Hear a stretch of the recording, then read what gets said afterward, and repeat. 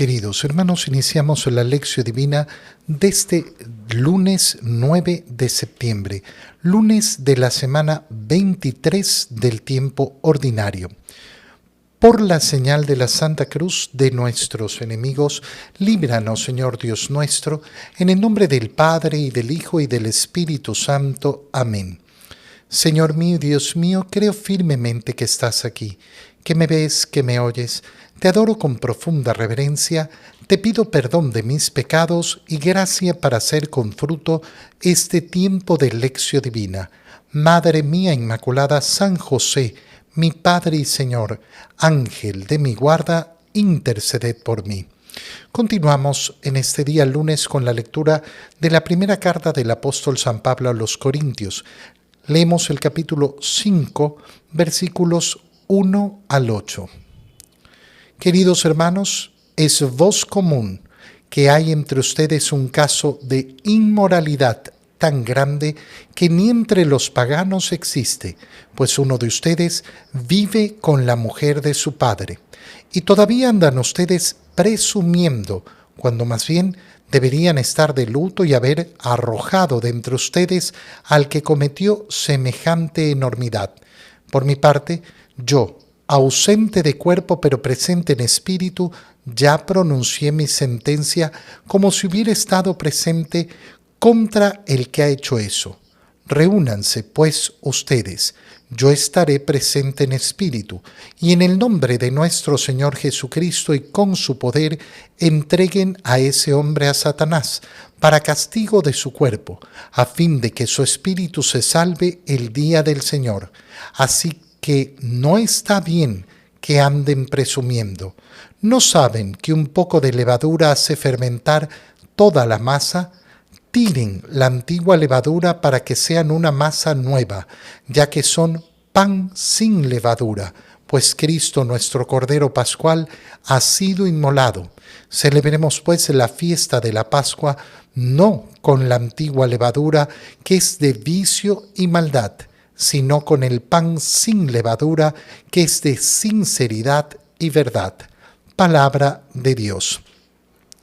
Nos enfrentamos en esta parte de la carta a los Corintios a un tema sumamente complejo y profundo, pero que debe ser abordado con muchísima claridad. San Pablo, después de haberles hablado sobre la verdadera sabiduría y sobre esas divisiones que están existiendo dentro de la comunidad y cómo se jactan que yo soy de Pablo, que yo soy de Apolo, y después de haberles explicado esto, les llama la atención sobre un caso de inmoralidad muy profundo. Uno en la comunidad está cometiendo un grave pecado, pues vive con la mujer de su padre. Fíjate cómo esto San Pablo lo determina como un motivo de profundo escándalo y que no puede pasar desapercibido dentro de la comunidad.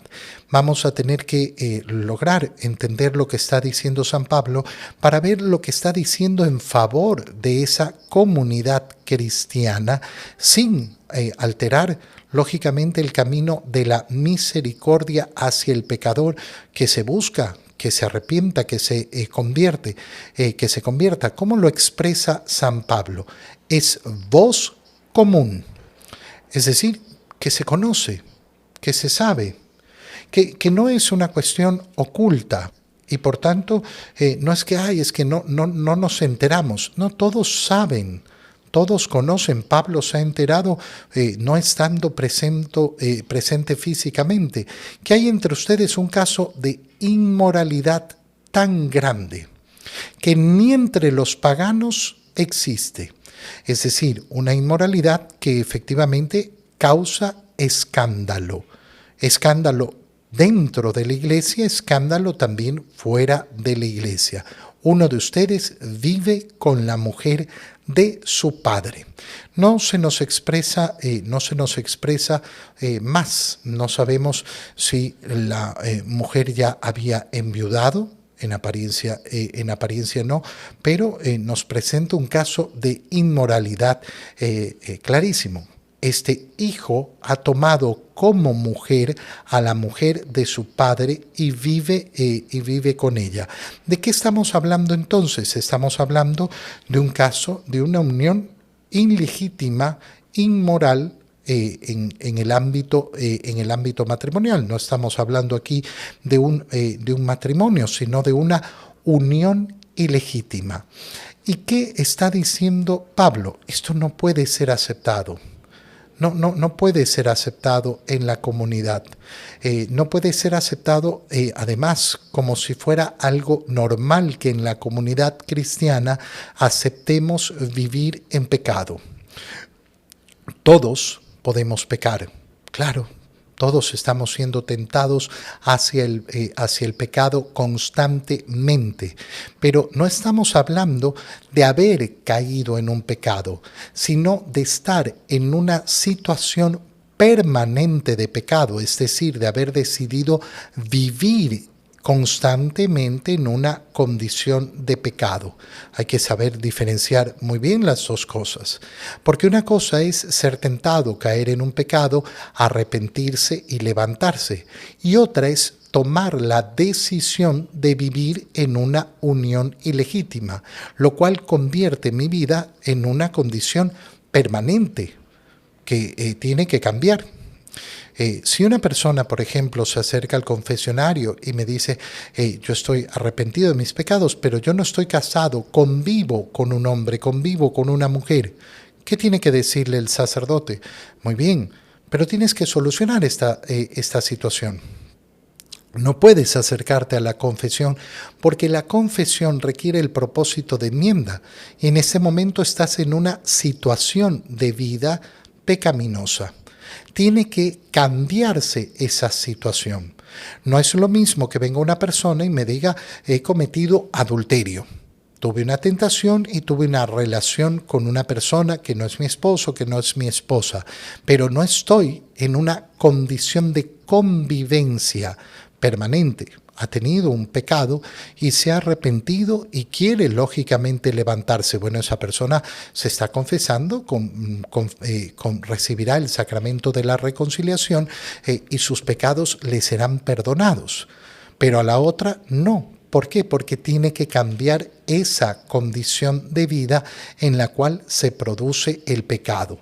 Lo que le molesta a San Pablo, además, es que ustedes, dice la comunidad de Corintio, andan presumiendo de su vida, presumiendo de sus cosas cuando tienen una situación como esta y no han hecho absolutamente nada.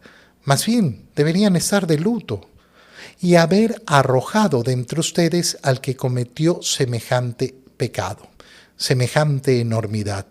Haber arrojado de entre ustedes. Fíjate qué duro que es Pablo. Qué duro que es Pablo al momento de decir con claridad qué es lo que tenían que haber hecho la comunidad. Hay que darse cuenta de que entramos aquí no a hablar de los pecados individuales simplemente, sino de la afectación que tienen ciertos pecados dentro de la comunidad y cómo no pueden ser aceptados. No pueden ser aceptados y simplemente hacer la vista gorda. ¿Por qué? Porque entonces no estaríamos dando el testimonio cristiano. Imagínate, por ejemplo, que un sacerdote es conocido que tiene su mujer y sus hijos, que tiene una familia, que tiene una vida paralela. Y todos lo conocen y nadie hace nada. Y esto ha ocurrido y ocurre en la historia de la iglesia, sí. Y San Pablo nos está diciendo, no, esto no puede ser aceptado. No puede ser aceptado de ninguna manera. Yo tengo que componer esta situación y el modo de componer, ¿cuál va a ser? La expulsión de esta persona. Deberían haber arrojado de entre ustedes. ¿Qué significa cerrar las puertas de la misericordia? No, las puertas de la misericordia no se cierran nunca. Pero para llegar a esa misericordia, ¿qué tiene que producirse? Un arrepentimiento y un cambio de vida. Un deseo verdadero de cambiar. Si no está, no, yo voy a seguir viviendo así. Bueno, entonces no podemos continuar en la misma situación. Y por eso continúa Pablo explicando, por mi parte, yo ausente de cuerpo, pero presente en espíritu, ya pronuncié mi sentencia. Pablo está juzgando, entonces sí, claro, está haciendo un juicio. Porque hay que reconocer que nosotros no estamos llamados a hacer juicios personales. Yo no tengo por qué juzgar a nadie, y juzgar a nadie significa, yo no sé si esta persona va a ir al cielo o al infierno. Ese juicio no me corresponde a mí. Pero en cuanto institución, en cuanto comunidad, claro que tenemos que hacer juicios y por eso la Iglesia realiza juicios. La Iglesia hace juicios sobre ciertos pecados, hace juicios sobre ciertas situaciones y determina si es legítimo o no es legítimo, si se ha hecho bien o se ha hecho mal. Por eso la Iglesia tiene una jurisprudencia. ¿Por qué? Porque se tiene que cuidar a la comunidad. Y esto es lo que explica Pablo a continuación. Reúnanse pues, yo estaré presente en espíritu y en el nombre de nuestro Señor Jesucristo y con su poder entreguen a ese hombre a Satanás para castigo de su cuerpo sin perder lógicamente el sentido de esa salvación espiritual. Cuando dice para castigo de su cuerpo, ¿a qué se refiere? Que esta persona no puede participar de la comunión, que esta persona no puede participar de la comunión, que no puede participar de la Eucaristía. Castigo para el cuerpo. ¿Para qué? Para que lógicamente reaccione y se logre dar cuenta. Y después continúa explicando, no saben que un poco de levadura hace fermentar toda la masa. Si nosotros nos acostumbramos al mal, si no hacemos nada en contra del mal, si asumimos que dentro de la comunidad, da lo mismo el testimonio, ¿qué vamos a tener? Lo que vemos en el mundo. Cuando el mal es aceptado, ¿qué es lo que ocurre? Que se vuelve lo normal, que se vuelve lo cotidiano, que perdemos efectivamente esa cercanía con el Señor. Perdón. En el Evangelio, leemos el Evangelio de San Lucas, capítulo 6, versículos 6 al 11. Un sábado, Jesús entró en la sinagoga y se puso a enseñar. Había allí un hombre que tenía la mano derecha paralizada. Los escribas y fariseos estaban acechando a Jesús para ver si curaba en sábado y tener así de qué acusarlo. Pero Jesús, conociendo sus intenciones, le dijo al hombre de la mano paralizada, levántate y ponte ahí en medio. El hombre se levantó y se puso en medio. Entonces Jesús les dijo, les voy a hacer una pregunta. ¿Qué es lo que está permitido hacer en sábado? ¿El bien o el mal? ¿Salvar una vida o acabar con ella? Y después de recorrer con la vista a todos los presentes, le dijo al hombre, extiende la mano. Él la extendió y quedó curado. Los escribas y fariseos se pusieron furiosos y discutían entre sí lo que le iban a hacer a Jesús. Palabra del Señor. La pregunta que hace Jesús es una pregunta sumamente fácil. Sumamente fácil. Y nos tiene que llamar muchísimo la atención cómo los escribas, los fariseos, han sido incapaces de responderla. ¿Qué está permitido hacer en sábado? ¿El bien o el mal? El bien. ¿Dar la vida o quitarla? Darla. No se necesita ni siquiera pensar. Sin embargo, cuando estamos atrapados en ideas, en ideologías, sin embargo, cuando estamos atrapados en miramientos, en cuidar las posiciones, entonces las preguntas más fáciles y sencillas se vuelven complicadas. Esto a mí me toca experimentarlo muy seguido, sobre todo en el confesionario, cuando me toca preguntarle alguna cosa a alguna persona que es muy sencilla. Y sin embargo la respuesta se vuelve complejísima. Por ejemplo, una típica pregunta después de la confesión, me queda duda si está confesando todo y le pregunto, disculpa, desde tu última confesión, ¿has ido a misa todos los domingos? Y muchas veces la respuesta es, la mayoría de veces. Pero eso no fue la pregunta. La pregunta es, ¿he ido todos los domingos? La respuesta es facilísima, es sí o no. Pero no quiero responder, porque no me quiero enfrentar a la verdad. No quiero admitir mi culpa, no quiero admitir mi pecado, no quiero admitir... Bueno, si yo no tengo la sinceridad de responder con sinceridad, si yo no tengo la capacidad de responder directamente a una pregunta fácil, imagínate lo complicada que será mi existencia en el ámbito moral. Porque al enfrentarme a las decisiones morales, estaré mirando, no, lo que pasa es que, mira, y aparece entonces el mundo de las justificaciones. Buscar justificaciones para lograr ver si...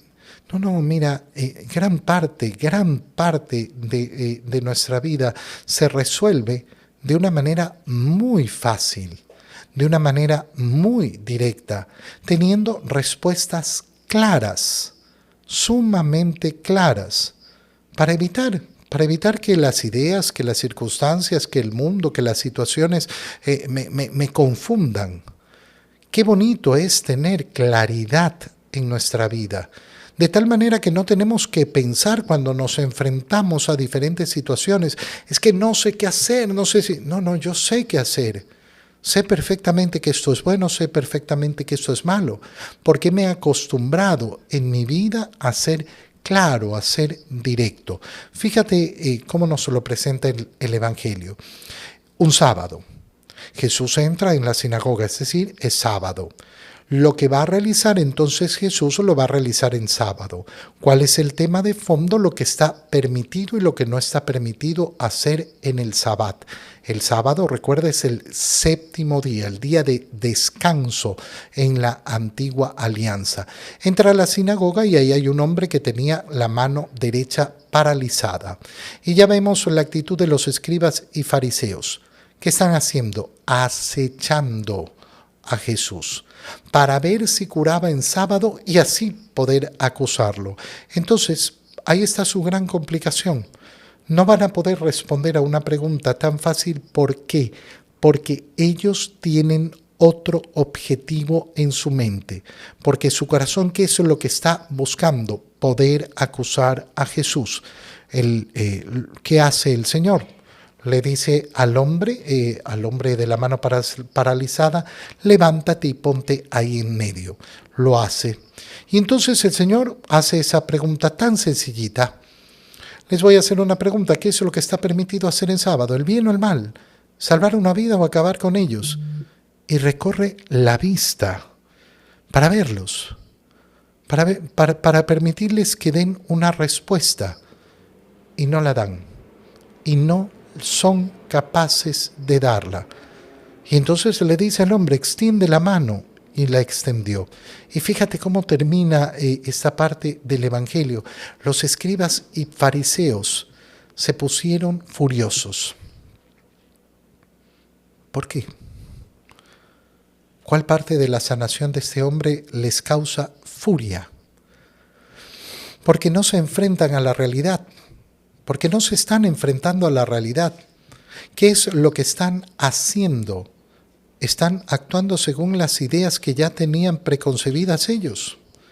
Nosotros hemos decidido que Jesús no puede hacer milagros en sábado. No nos interesa reflexionar.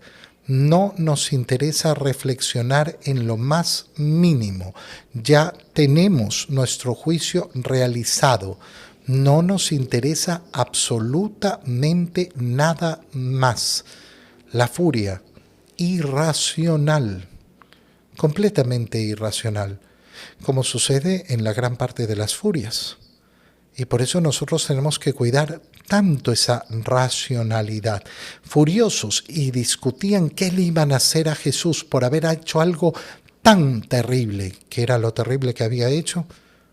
Haber sanado a un hombre. Te doy gracias, Dios mío, por los buenos propósitos, afectos e inspiraciones que me has comunicado en este tiempo de lección divina. Te pido ayuda para ponerlos por obra. Madre mía Inmaculada, San José, mi Padre y Señor, Ángel de mi guarda, interceded por mí. María, Madre de la Iglesia, ruega por nosotros. Queridos hermanos, que el Señor los cuide y los bendiga en el nombre del Padre y del Hijo y del Espíritu Santo. Amén. Que tengan todos un muy feliz día.